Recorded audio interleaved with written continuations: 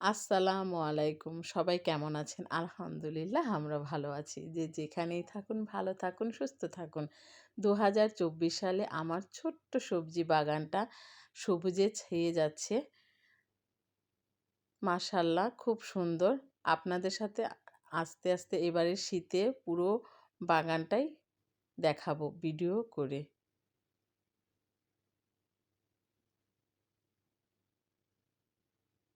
মাশাআল্লাহ এই তো কিছু সবজি মাত্র আমার বাগানে ধরেছে।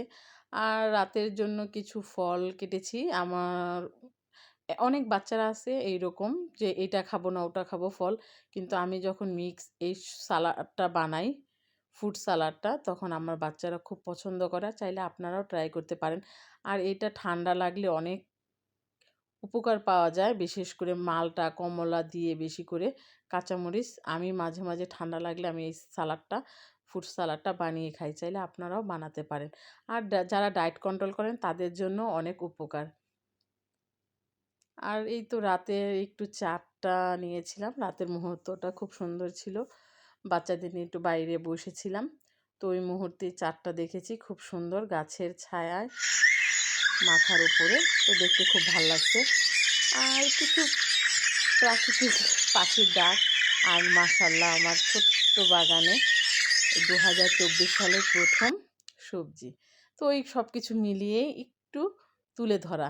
এখনও পুরো বাগানটা সুন্দর করে সবুজে ছেয়ে যায়নি। তো তার জন্য পুরো বাগানটা এখনও শেয়ার করতে পারলাম না।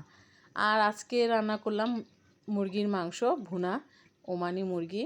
এখনও ভুনা হয়নি, ঝোল ঝোল আছে। আস্তে আস্তে করে শুকিয়ে কমিয়ে নেব, চুলা কম আছে। আর রান্না করলাম একটু পোলাও। তো এই ছিল আমার আজকের ভিডিওটা।